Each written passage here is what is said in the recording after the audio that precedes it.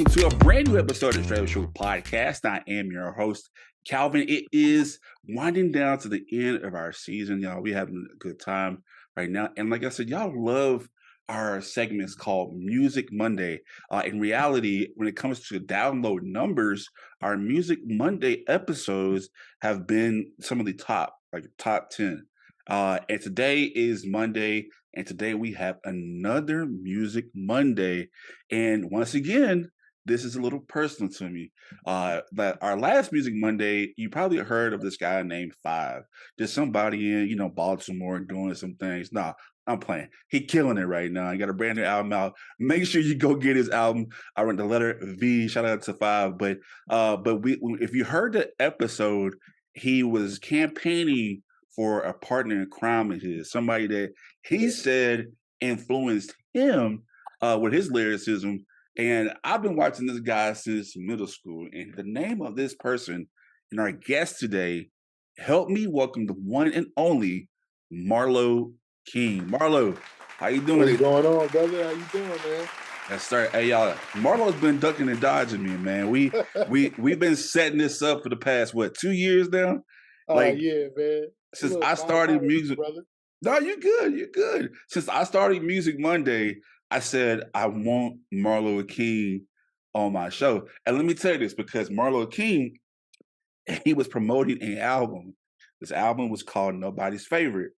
And I'm just like, all right, well, this is dope teaser. I want you on the show. And then we just like, all right, it just felt, I was playing. But no, we with the help of Five, we got Marlo Kyng on the show today. So once again, Marlo, thank you so much for coming on the show. Thanks for having me, brother. I appreciate you reaching out. Yes, sir. And like I said, me and Marlo got some history. I think me and him go way back, further than Five. We go all the way back to 8th grade, middle school. So man, Yes, just tell people just tell us who you are and where you're from. Like, who is Marlo Kyng? Man, so where should I start, man? So I was originally born in New York, raised out there for a little bit. I moved to Louisiana maybe when I was like 6 years old. So I was raised between two places. So I would go to school in Louisiana, and then during the year, and then in the summertime I would go back home. So I'm originally from Yonkers, New York. My father, he worked for General Motors, and then when the plant shut down, he moved out there. Maybe he moved out to Louisiana maybe 6 months before I did, and then maybe a day or two after my 6th birthday, I moved to Louisiana, summer of '95, and I was raised there, man. Shreveport, Louisiana is my home, man. A lot of people from the city think that I just had moved to Louisiana because of my accent, but my whole family from New York, so living in a house with people who have New York accents, it's kind of hard not to inherit that. You know what I mean? And then going up there and being amongst my family that's from New York and stuff like that. So my accent always was with me, even growing up in Shreveport, Louisiana. Everybody would think that I had just moved down there, but it's just I grew up down here with all y'all. You know what I'm saying?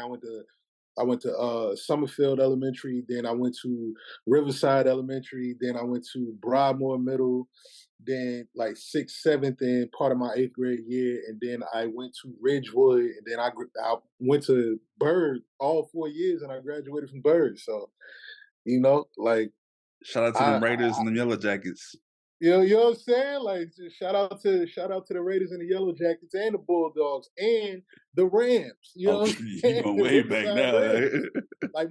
My kids go to Riverside right now. You know Okay. what I'm saying? So, I am proud to say that I am from Louisiana as well as New York, but more so Louisiana. Yep, and like Marlo was saying, that's kind of where we first saw each other. And I think, man, I try to remember. I remember Hakeem in middle school, but I remember you too. But just like Five, personally knowing them, even in high school, those two were always the freshest at school. I'm telling y'all had drip. I'm trying to tell people, man, they don't be believing in me, man. Five is my brother, man. Like we go back since the sixth grade at Broadmoor.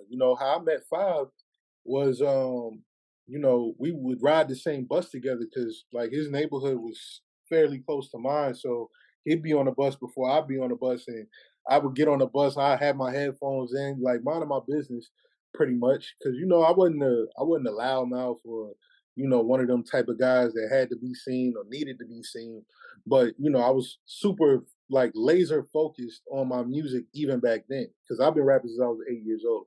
So I get on the bus, and it's funny because I would listen to this Joe Budden CD, his first CD that he ever put out. So that was the first CD that I ever purchased. I listen to that every morning, and Tay, Five, as y'all know him, I know him as Tay, but Five would be like, "Yo, man, what are you listening to?" So when I finally let him listen to it, he just started listening to it with me and stuff like that, and then that's how our friendship started through music. So yeah. I would think it would be style too, because like even we had uniforms, and y'all was still like the freshest. Like I'm like, bro, like how y'all just? They always, I'm telling y'all, they would like even from like middle school to high school. Them two was always the freshest. I'm like, man, look, I can't Yeah, touch y'all, man. yeah, man. We would try, man. We would try our best, man, because we were so immersed in hip hop culture um, that we tried to set our own trends. We didn't really try to follow, the trends that was in Shreveport, because you know how Shreveport, trends can be a little, late on arrival sometimes and stuff. Not talk bad about my city because I love it, but we always did things differently. You know what I'm saying? Probably was like the only kids in school wearing Tims. Probably around that time, probably the only kids in that in school wearing like different type of shoes, different type of clothes and stuff like that. Just not really just trying to set ourselves apart, but it just basically.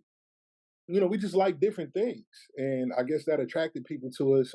Sometimes like most times in a good way, sometimes in a bad way. But here we are today. Yeah, and like I said, and like since I've known Marlo, like I've always known that he was into music because I played football, and Marlo was Right, just right. like Marlo was just like always about the music, man. So like Always. to see you as a child and now doing music as a man and doing it like, and you're not just doing it, you're doing it well. You know what I mean? Like, Thank you. and like I said, now you like kind of like kind of with that same friendship, you've been able to like catapult that with Five and kind of like because one thing about the reason, and y'all know this, that when I have an artist on Music Monday, I'm very critical about music. So I used to DJ in Shreveport and like be all Yep. around. And like if we're gonna talk about 318 Cypher, and all the ciphers that, I would catch, Marlo at. But I used to DJ. I'm really critical about music. And do you have like X, Y, and then Z? Because some people they just come with X and they just like make like a go in the studio and just record a song. But do you have that Right. Y to where it's like, all right, I gotta put the promotion out there? Do you have the Z to where you make a music video? And then you have like the the actually going out the extra to where you're performing it too. You know what I mean? So like it's just like when you have people like Marlo and Five, that's kind of people that I want to have on the show because it's so unique and you're not backed by anybody. Like that shows the main hustle. So like the Yeah. hustle way, just shout out to kid. But Shout like out to that's Five. Yeah, yeah, the yeah. Five is just like, like that's the hustle. And like so when you hear Marlo, and you're gonna hear some of his music here in a second, but man, like you really are on your way, man. I love the work that you've been doing. So like I Thank you. had to have him on the show. We're gonna have a little bit more with Marlo Kyng on the Music Yes, Monday sir. Straight Up Show podcast. Make sure you stay tuned to the KYNG. I just pulled up in a race, so you know it ain't safe. Plain Jane with your meal, killing this shit from the gate. I just pulled up in a race, so you know it ain't safe. Plain Jane with your meal, killing this shit from the gate. I just pulled up in a race, so you know it ain't safe. Plain Jane with your meal, killing this shit from the gate. I just pulled up in a race, so you know it ain't safe. Plain Jane with your meal, killing this shit from the gate. Facts. I was sitting in the back, they wouldn't let a young in, but I still slipped through the cracks. They tried to down, told me turn it down, but I turned that bitch to the max. Told me you why to make it to the mountaintop, so you know I'm never going back. They asking me how did I get here?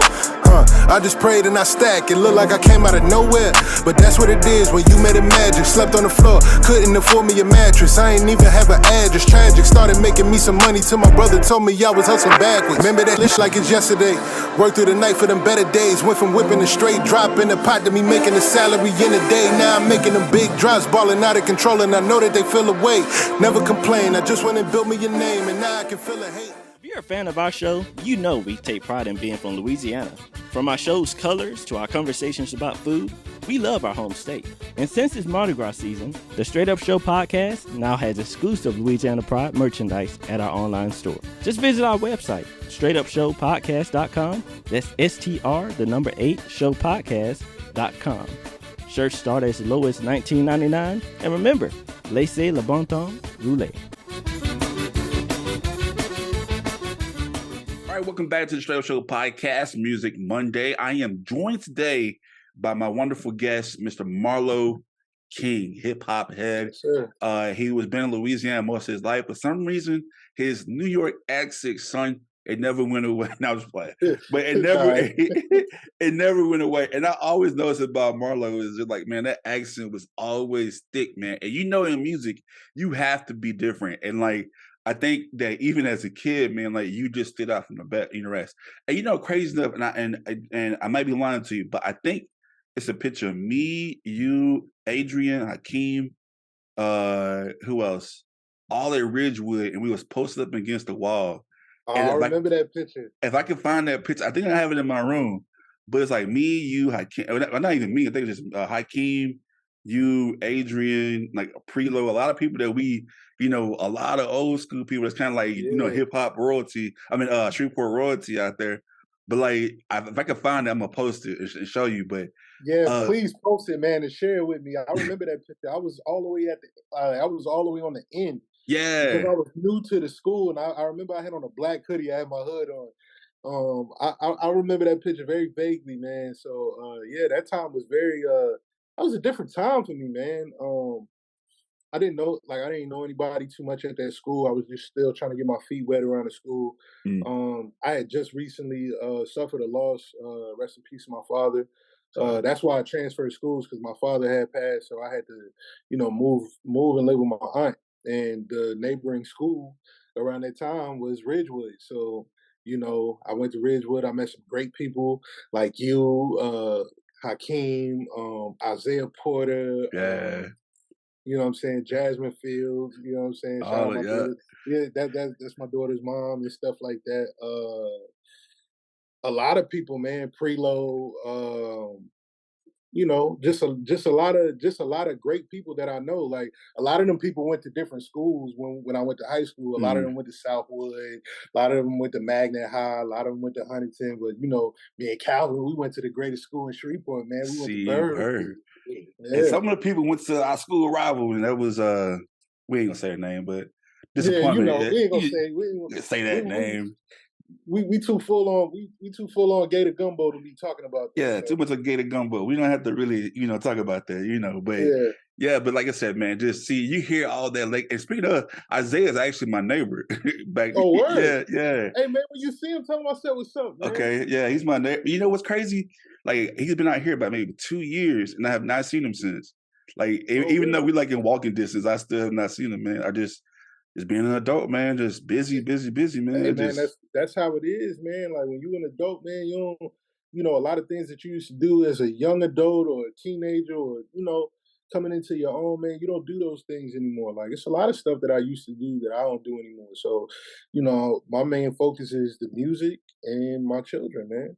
Yep, and that's the critical part about to see you and like Five, like to see y'all to. I think the best part about a musician is to be a fan of music and to see where that musician started off and where they are now. So to see you being dedicated to not only your craft at a young age, to actually still be doing it, you know, right now. Because even though I don't do DJing no more, Like all the music you hear on the show, like the commercials, that's all me. I make that from scratch. Like that's my producing skills. Correct. Like I still do that, and like so, but I never got away from it. So, but me, I was always a photographer, like in middle school, taking pictures of people and stuff like that, Right, right. and I still do that. Edit, so.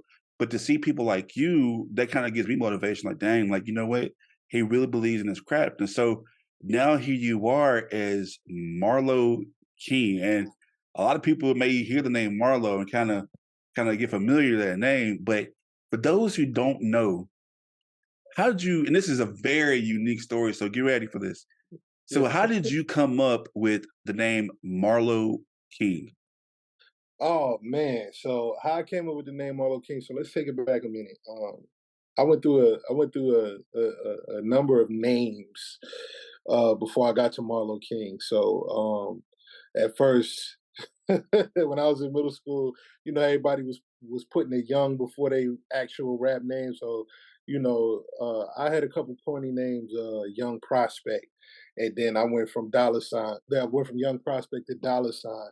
Then from dollar sign, I went from dollar sign to M3. Basically, M3 was like the first initial of my last name, and I'm the third. You know what I'm saying? So I'm named after my grandfather and my father. So I started calling myself M3, and then for a time I was going by M3 for a minute. So when I moved away from Shreveport, I had moved to Virginia for like 4 years, and then I had left Virginia and went and moved to Atlanta for a little bit. And I was at my brother's house, and we were just going over my music and stuff because I was going through a change with my music. And he was like, "Bro, you got to change your name because your name ain't appealing, bro. Your name is not appealing." So I was like, all right, I'm gonna see what I come up with. So the whole time I was at my brother's house, I was watching this show called The Wire. The Wire, if you've never seen The Wire, you need to watch The Wire, one of the best shows on earth. It's not continuing anymore, but you can pull it up anywhere and watch it. So it's the last season of The Wire, and it's this character on there named Marlo Stanfield, right? And I was watching so much of it, I just had an admiration of how he wanted to be the king of the streets so much, and it just kind of reminded me of how much I want to be the king of the music game, or just be the king of rap. You know what I'm saying? So excuse my French, but when I was watching it, I said to myself, that's a cool young grinding right there. You know what I'm saying? So I said, you know what, that's it. That's gonna be my name. Marlo and the King part is actually an acronym. So I just switched up the C and put a K on it. Cool young, cool young grinding. You know what I'm saying?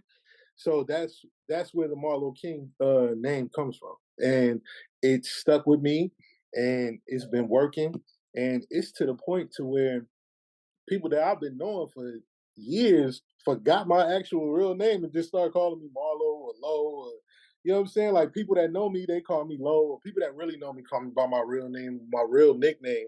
But people that just see me in passing, they all call me Marlo, and I'm cool with that. And I think that's excuse me.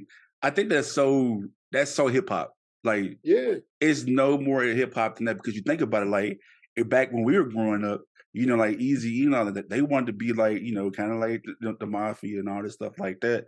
They want to be right. gangs. So like to see you like go after like Marlo Stansfield, like man, that is so hip hop because like that's just hip hop, man, and it's Yeah, it's just definitely hip hop, man. I have fully indulged in the culture, man. Like I've been fully immersed in music since I can remember, man. Like my mom used to tell me, like when I was younger, when I was a little kid, before I even moved to Louisiana, that I used to try to put on all the coats and all the fly jackets in the house, stand in front of the TV, and when Big Daddy Kane come on, I used to try to mimic Big Daddy Kane. And then, the year that I really fell in love with hip hop was like summer of '97. My older brother, he playing all the DJ Clue mixtapes. Wu Tang Triumph had came out. Then when I'm making friends, in Louisiana, I'm getting introduced to Cash Money, No Limit, Trill ENT. Like Then I'm getting introduced to screw music, like the Texas wave and stuff like that. So I'm taking all of these elements, and then on top of that, let me not forget to mention that my oldest brother, like he's one of the main reasons why I started rapping. Shout out to my bro Ty Cobb or Ty Marshall. You know what I'm saying? He's a very well renowned author at this point, but before he started writing books, he was in the industry, like the industry for real, for real. Mm. So he was a big inspiration in my life as to why I started rapping. Because everything that he wanted to do, I wanted to do it too. So anything that he did, I kind of try to mimic it. So he's a big reason why I started rapping and stuff like that. So I've been fully immersed in music for as long as I can remember, man. So when you have a passion for it, it doesn't seem it's not a job. You know what I'm saying? When you're passionate about what you're doing, it's not a job. I don't ever see myself hanging it up or stop rapping. I'm gonna always make music, even if I don't make it big. I'm gonna always make music, or I'm gonna try to find, or I'm gonna come across somebody who has the same passion that I had as a young person, or that I have now, and try to coach them in the right direction. So I'm gonna always be fully immersed in music, no matter what. Well, with that being said, Marlo, we getting old, bro. I mean, I don't like, think so though. I Like, mean, I don't think so, man. I think we're getting smarter with our decisions. You know yeah, what I'm saying? yeah, I Like, like that.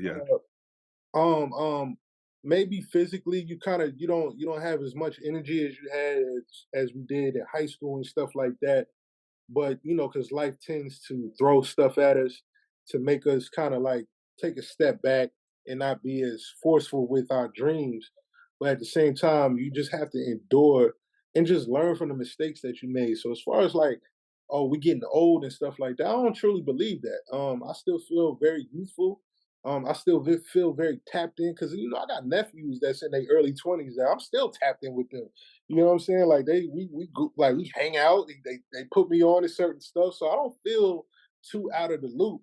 Now I'm smart enough not to indulge in certain things that people who are younger than me indulge in. Like I don't go clubbing every week, or I don't make stupid decisions with my money and stuff like that. Like I don't like. So as far as like older in that sense, yes.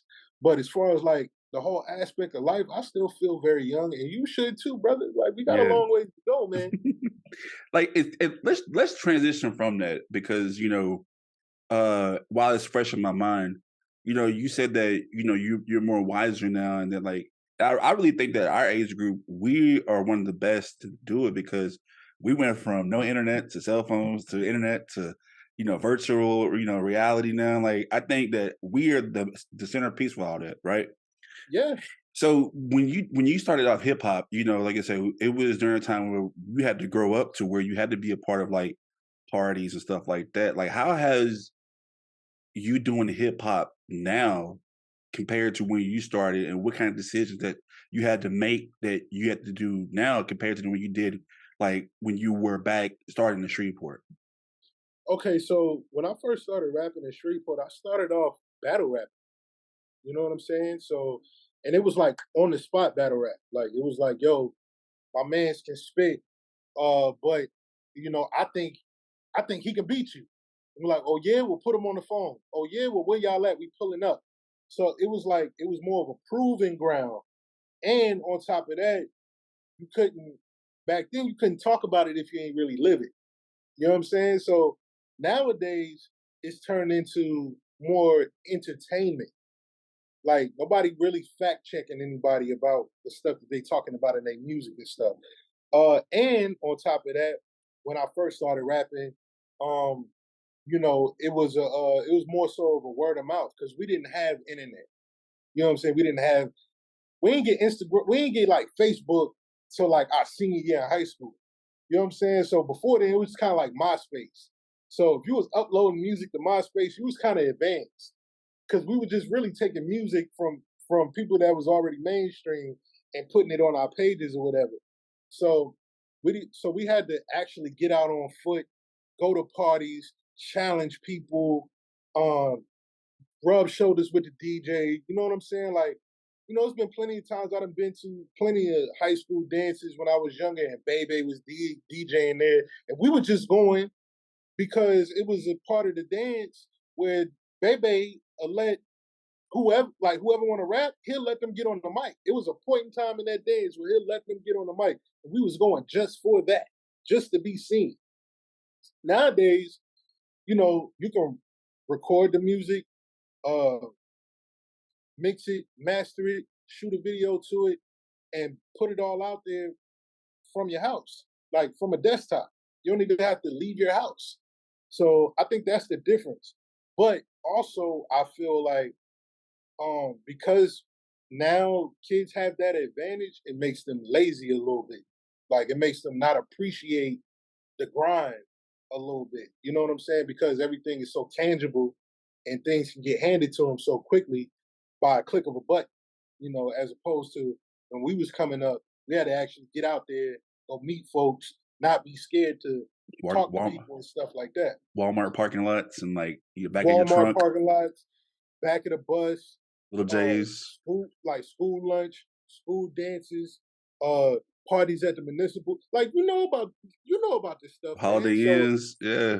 Yeah, all the years of grinding, man. So now it's just like now I'm smarter, and I have a lot of knowledge about this stuff. So the main thing is, man, you gotta have a solid team. You know what I'm saying? Like you gotta have a solid team. If you have enough things going on, you gotta have good management behind you. Shout out to my manager, Michael Huff, man. Like we've been rocking for about 7 years now, man, and we've done a lot, together, like interviews, did a mini tour, video shoots, radio interviews, battles, like project after project, photo shoot. Like this stuff costs money, man. When you're doing it by yourself, and a lot of people don't understand that. Like it's not as easy as you think, but it's only as hard as you make it.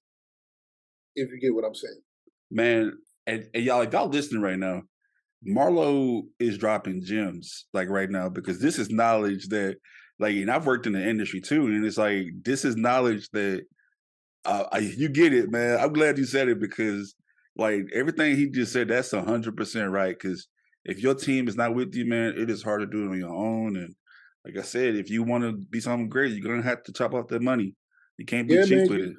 You can't be cheap with it, and also, man, most importantly, you have to fall in love with the process, bro.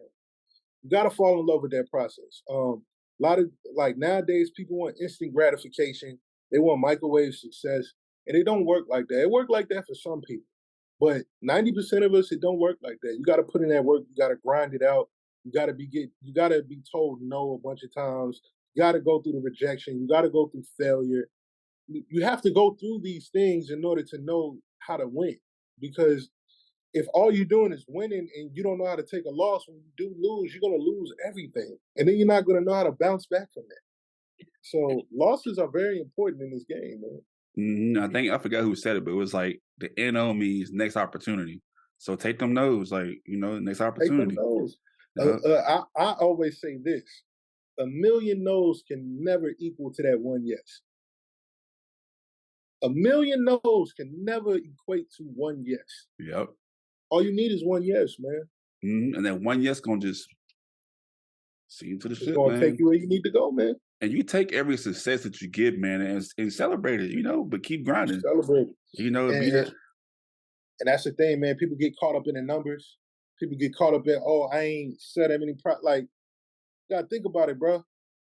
Nobody knew you before you put this music out. So if you get one stream, if you make $1 off of something that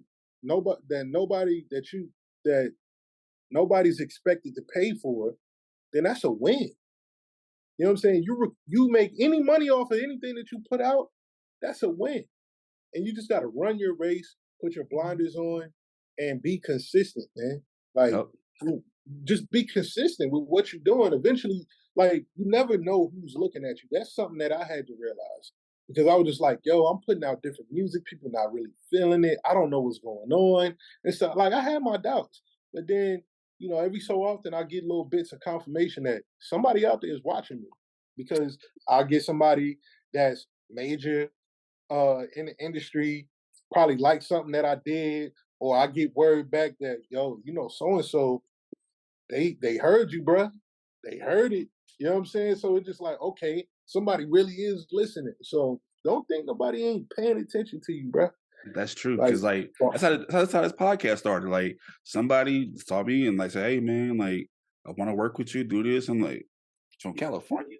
I'm like, "All right, I'm from Shreveport." But speaking of Shreveport, like before I go to break, like so you're in Atlanta right now. Like, mhm. what was the decision like? So how hard was it to leave Shreveport to pursue music compared? Because like I remember post high school, I would always see you at the ciphers because I used to DJ and stuff like that. So I've been trying to be in the music scene, and just to see you again doing the cipher and stuff like that, and to see other talent like uh I forgot her name already, but like they with the G1 G5 click gang, I forgot her name, but Tokyo.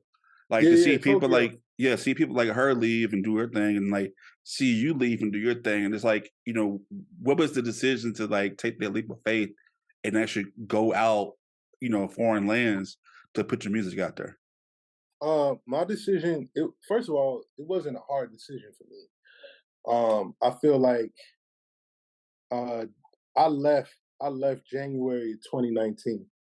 So from uh I say August from August of 2014 to January 2019, I was in Shreveport. From that time that I was back there, I maximized all of my resources. You know what I'm saying? Like I did everything that I could do. I went to every cipher. I tried to do every show that was presented to me. I shot multiple videos. I've done battling. Um, I traveled outside of Shreveport, like to Dallas. Like I toured around. I toured around Texas a little bit, doing my music and stuff like that. And it got to a point to where I maximized all of my resources, and I realized the music that I was making um, didn't necessarily cater to Shreveport because like for those who don't know about Shreveport sticks with Shreveport. You know what I'm saying? Like they like a certain type of music and they will not deviate from that. And I respect that to the fullest. And the music that I was making was super different from what people are used to in Shreveport. You know what I'm saying? Not saying that they didn't receive it in a good way because they all did, because they all knew what I was about. You know what I'm saying? So I never got disrespected or chumped off as if I didn't make great music. But I just knew my music wasn't for the club. And during that time, Shreveport is all about the club. You know what I'm saying? So I made the decision, okay, I need to go somewhere, a bigger city, to where there's bigger opportunity. I can meet different people, different cultures, be amongst, a whole bunch of different people. So I decided to move out to Atlanta to make it work. Now it hasn't been easy, but it's been worth it. Since then. I've made a lot of connections. Uh, Shout out to my producer slash engineer, Phenom the Don. He has a lot of accolades under his belt. He produced a lot of music for the Migos before right when they was getting signed to QC. He produced a lot of music for Eric Bellinger, just to name a few. Skipper the Flipper, just to name a few. You know what I'm saying? So that's my guy right there. And since we've been working together, my music has elevated to a whole nother level. So at this point, making that decision to move to Atlanta to pursue my music is probably one of the best decisions that I've ever made, like in life and for my career. Man, there you have it. And that's kind of how it is. You have to utilize all your resources. That's kind of what I was in Shreveport too, because I wasn't elevated, and then like if you're like a superstar minded person like Marlo Kyng, you can only go so far before you bust that glass ceiling open. So, Right. and I really respect that because it's kind of how like what Five was saying too, just, you got to grow. You can't just stay in a pot and just, love our hometown, but you got to grow. And I respect that. And we're going to talk about some more of Marlo Kyng's future music and when he's actually doing in Atlanta on the other side of the break. Make sure you stay tuned to Straight Up Show Podcast Music Monday. Yeah, I was down and then I blessed up. Hand-me-downs and then I freshed up. Load in the turn big stepper. I was told that the top-notch hustlers don't get the lesser. So I came to reset the record. I've been big flexing in my comfort. Blew a bag this summer. I made it all back, then some while in my slumber. I got my credit right, then I leveled up all my brothers. Then stacked relentlessly till they couldn't subtract the numbers. That mean no more L's to be taken. Highest level of perfection, I prevailed through all my hatred. I got my just due through red tape and litigations. All my struggling can never equate to all of my greatness. Woo, I'm still equipped with the tools that come in the ratio. They don't want smoke, they know I go cool with these super saiyans. Cutting dope with razors, them chances weren't in my favor. Spanky's booze on my back, fighting 36 cases, But now it's 25,000 on my dress up. Yes sir, 50 for the dress up, I'm a aggressive finesse. These women love to flock to the kid, but I never stress them. And jealousy don't look good on you, so homie bless up instead. I think straight up means to be able to speak in a way that is straight up, to be honest and to speak your truth. Raw, uncut, you know what I mean? It's blunt, you know, straight to the point. This what it is. It's just a place to be open and honest, and that's what I appreciate most about it. And it provides a place for community members to come together and just be straight up with each other about things that are going on in the world, because it affects all of us. Unfiltered, raw, with all the cursing that Calvin does. Straight up is just being real, telling it like it is, you know, being you. Being solid, being who you are, no matter what it is, no matter what situation you're faced with, right? This is who you are. It really speaks to me, saying it is what it is and it ain't what it ain't, straight up. Hey everybody out there, I'm Sultan Salahuddin from Southside. Season 3 is out right now on HBO Max. Make sure you tune in, and make sure you tune in to the Straight Up Podcast Show whenever you are online. Peace. All right, welcome back to the Straight Up Show Podcast, Music Monday. I'm your host, Calvin. Joined with my host today, Mr. Hip Hop Head, the lyricist himself, Mr. Marlo Kyng, the King.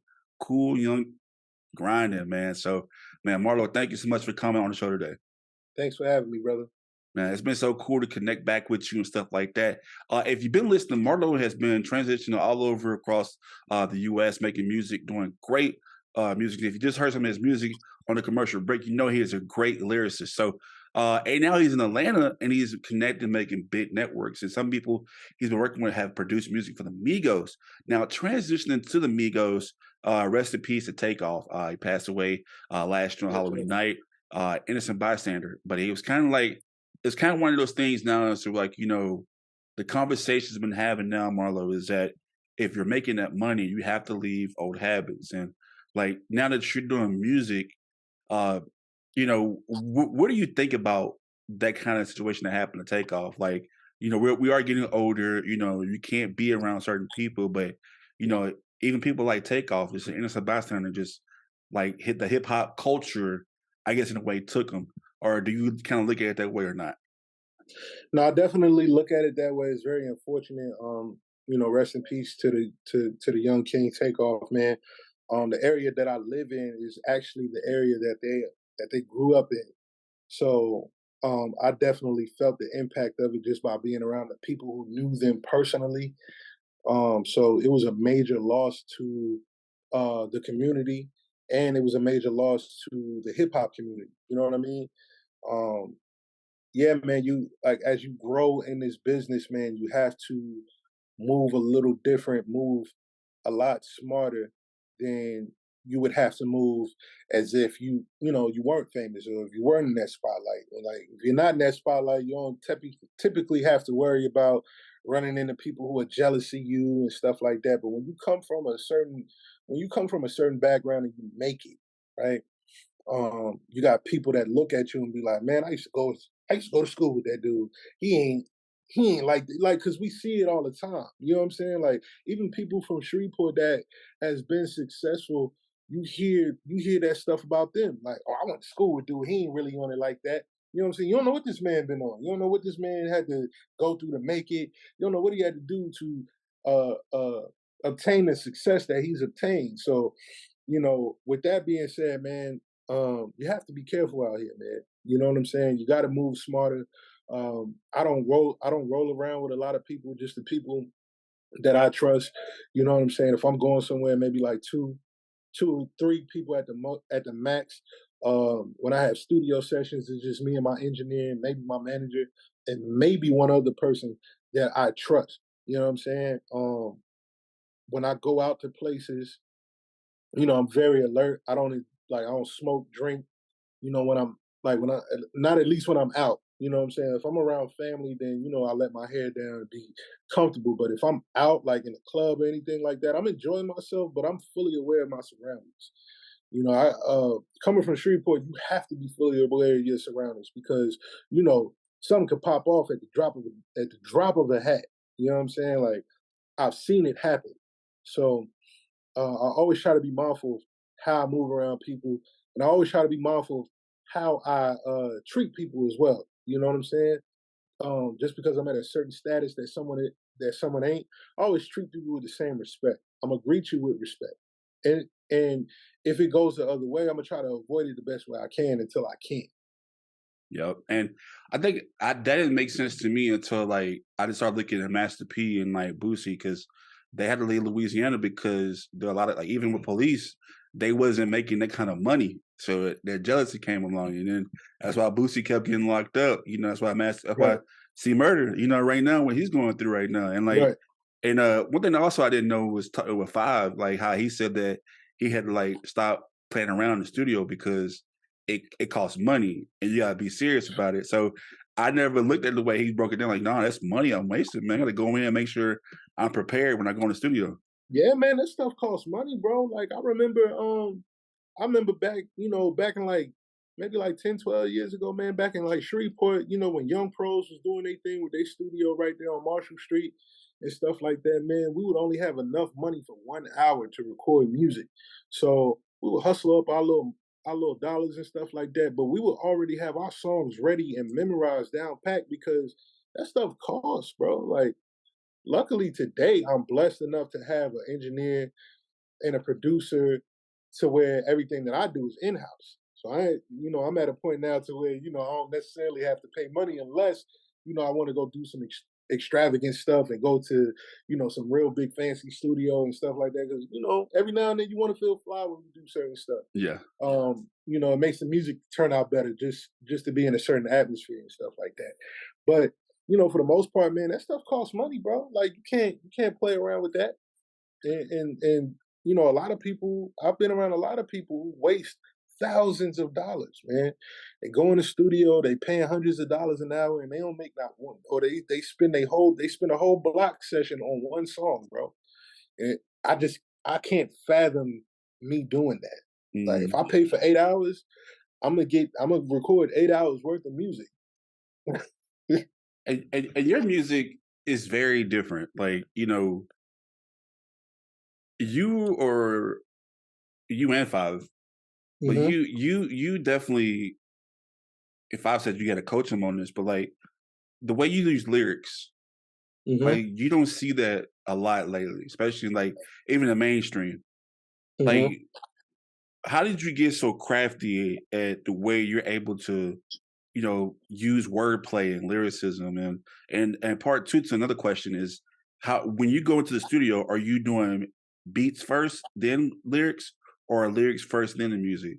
So those two questions, like basically, how did you get so well at wordplay? And when it comes to actually creating your music, are you music first or lyrics first? Okay, so how I got so good at wordplay is because when I was younger, when I first started, like I say, when I was in middle school, early stages of high school, all through high school, I was very rough around the edges with my music and stuff. So, I was listening to a lot of D Block, a lot of G Unit, a lot of Jay Z and stuff like that. So the stuff that I was talking about was very rugged. You know what I'm saying? And then after a while, as I was getting older, I was just like, yo, I don't want to be cursing a lot of my music. I need to find better ways to express myself. So I just started digging deep and finding better ways to express my music and becoming more witty with my wordplay. And then on top of that, life taught me how to be better with my wordplay too. Going through certain situations, and making music about it, telling a story that people can relate to without having to curse or without having to curse as much. You know what I mean? I take pride in it, just structuring my songs. And the way I structure my songs, to answer the second part of your question, is it's music first for me, then lyrics. Like every now and then I can write, like I'll write something without the beat, and then my producer comes along and structures the beat behind what I'm saying. But 9 times out of 10, not that's my producer right there. He's sick. He's he's sick right now. But 9 times out of 10, we're gonna sit down and we're gonna cook up a beat together. You know what I'm saying? So it ain't like, so he'll actually produce it and make the beat, but I'm a structure it how I want it to be structured. So I kind of co-produce with him, and then I'll find the topic to talk about. You know what I'm saying? So if I write something, I have to listen to it, and the beat has to speak to me first in order for me to, write a song to it. But now that you are like, to me, I think you're at a level of top tier right now. And like I said, I've seen your progression from, M3 to now you Marlo Kyng and stuff like that, and like just you're very sharp, like lethal almost. Lethal with the lyricism. What when you go in the booth or when you start jotting down stuff, where does your inspiration come from? What are you writing about? Like, what is the Kyng story? What is the Kyng story? Um, the Kyng story, like my story is just basically I try to tell my story the best way I can, as far as like letting people know, hey, I'm a regular guy just like y'all. I go through everyday life stuff, and I just want to talk about stuff that's gonna be relatable, and be relatable 10 years down the line. I just want to make timeless music. So whenever you play a song of mine, you could pinpoint the time that you was at in your life and be like, yo, I remember when this song came out because I was doing this, this, and this, or I was at this point in my life, man, and this helped me out, or this got me through, and stuff like that. So I always try to be real. I also throw a little fabrication in there every now and then, just to give it a little pop. You know what I'm saying? But for the most part, like when my music is real. Like I don't do too much capping in my rap, man. So everything that I talk about, um, I done been through it, or I done seen, or I know somebody that been through it, or it puts me in a mindset of, hey, I could go through this, but I'm pretty sure somebody's going through this, so they can relate to it and stuff like that. I make music for the car ride home. Mm. Like you just getting off of work, you got a lot of things on your mind. You want to get in the car, man. I'm gonna throw on this Marlo Kyng and just zone out for a second. So, Marlo Kyng, man, like when you got us ready for your album drop, hmm that was I've never seen it like it before.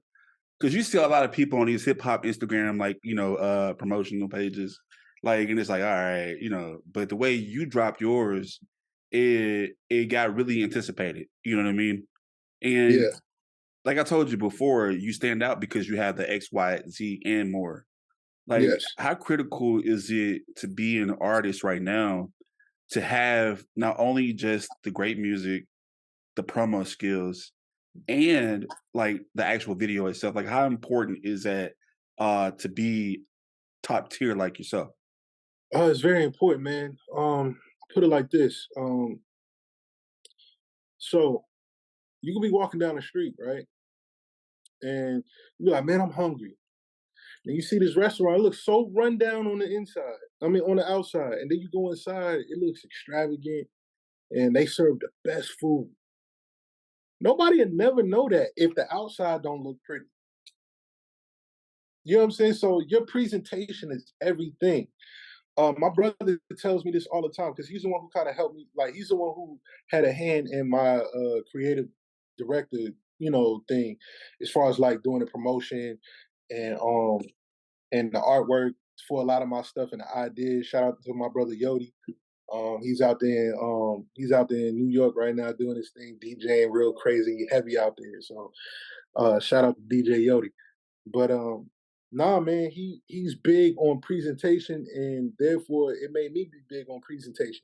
You know what I'm saying? So you have to set yourself apart. Your title means something. Your artwork means something. The video has to mean something. Like your content that you put out has to count because for the simple fact, nobody knows you right now. So when you come across my page and you see something that I put out, it makes you want to stop and be like, hold on, who is this? Let me go check him out. Like, so that's very important. You can't half step with that, man. And for the people, once again, that don't know what the G stands for in King, what's the G stand for? Grinding. Exactly. So he just told y'all, just like that. Grinding. Just like it's as simple as that, man. It's as simple as that. Got a couple more questions for you, and we'll let you go. But we cannot let you go without you telling us who is Marlo Kyng's top 5. Ooh, who's Marlo Kyng's top 5? Woo! Yes, sir. Marlo Kyng. No, I'm just playing. Of course. So all right, let me go down. No particular order, I guess. No order. No. So my top 5 is like right now of all time. However you want to say it. Just however you want to say it. Okay, so my top 5, Biggie, of course.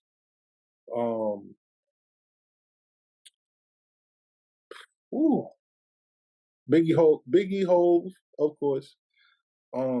Big Crit, that's one of my favorite artists. Kiss, Jada Kiss. How many was that? That's Biggie 4. Hove, that's 4, and me. You, hey, got to be the best. Yeah, but I you know what? I kind of shied away from my top 5 artists or whatever from making a list of my top 5 because there's so many people that I listen to. Mm-hmm. It's so many people that that are my favorites right now. Like West Side Boogie, he's one of my favorites. Mm-hmm. Simba out of California, he's one of my favorites. Marcus Clay out of Houston, like he's fire. Dear Silas, he's one of like 5. You know what I'm saying? Mm-hmm. Oh yeah.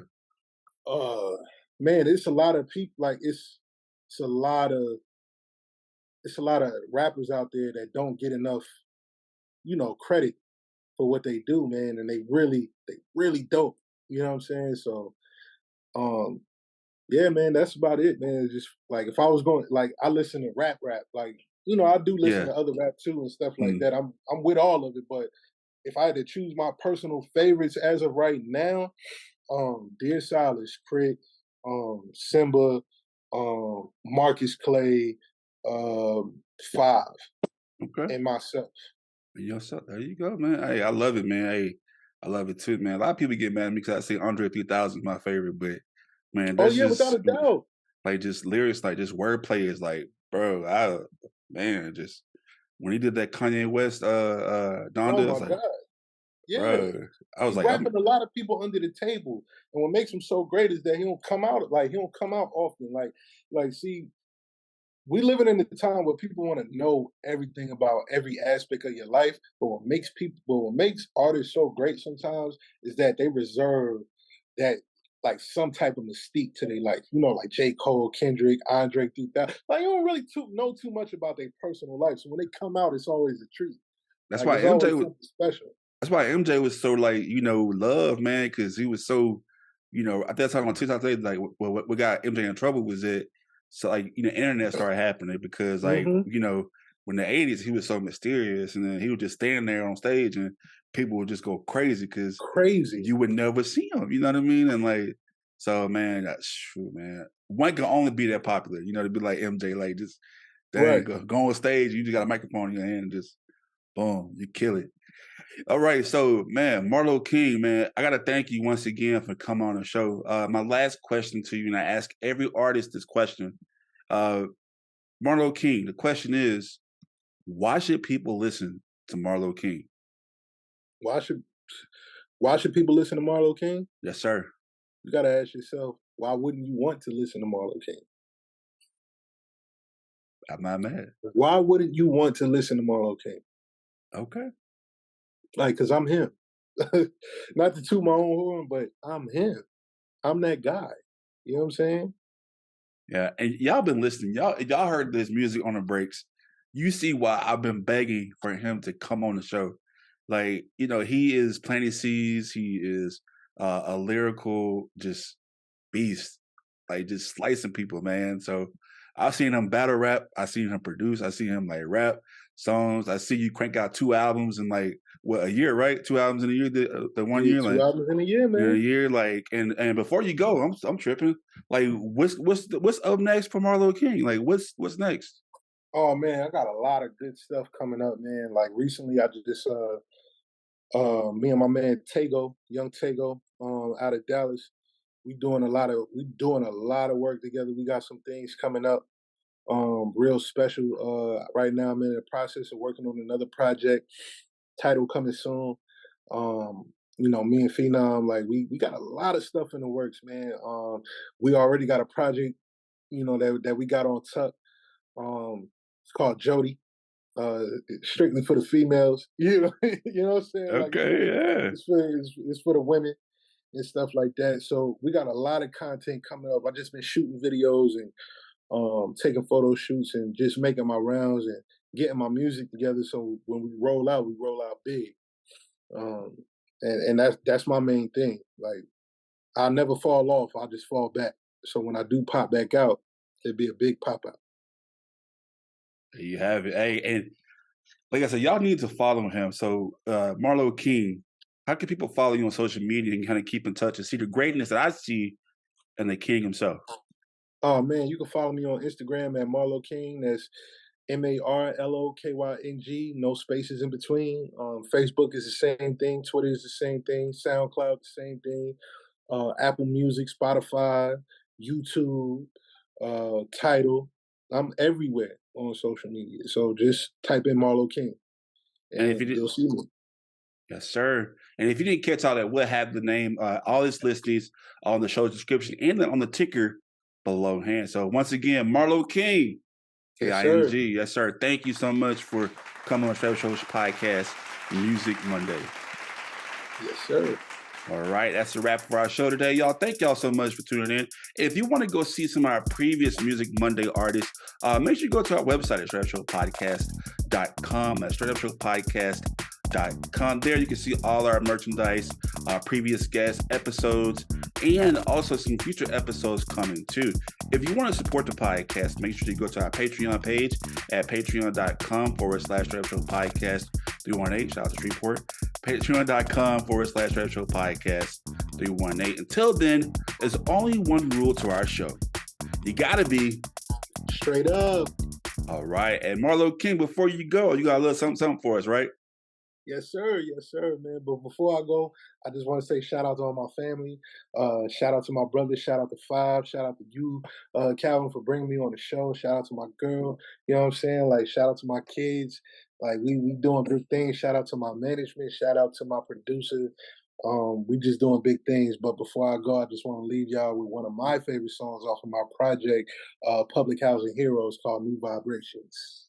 All right, there you have it, ladies and gentlemen. Once again, Marlo Kyng. The brothers, they all got together one night in a basement.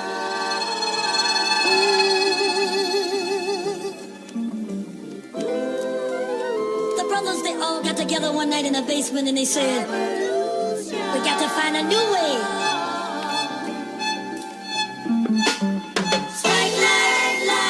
Yeah. 2021, man, we turn it up, man. New money, man, new whips. I'm going hard as ever, man. Word the bank on that one.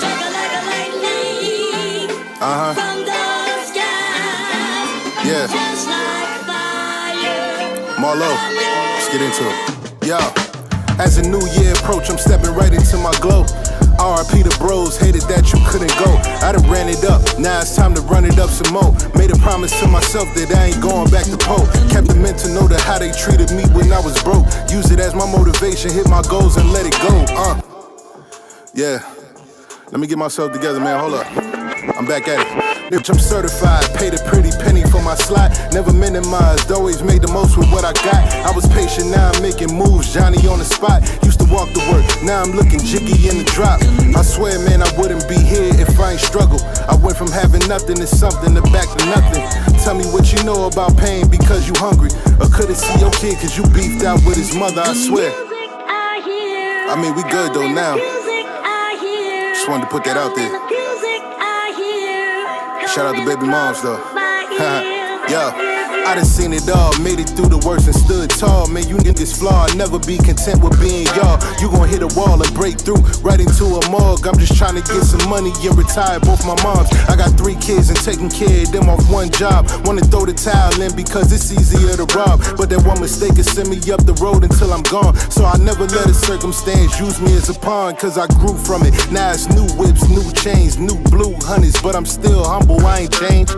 When you got a peace of mind, money and a thing, you crashing for the money, so I know we ain't the same. Nigga, I already stayed 6 feet away from lame, so Corona reassure you never hop into my lane. If the just see me and they start looking at them strange, cause I up the number after the dot that's on the range. Word to Biggie, word to Biggie, word to Biggie. The brothers, they all got together one night in a basement and they said, I told you, man, 2021, man, we turn it up. New money, new everything. I'm going hard as ever, man. Had to let these niggas know I'm going hard as ever, man. New shit on the way, new whips on the way, new jewelry, new crib, new spots, nigga, new motherfucking everything, nigga.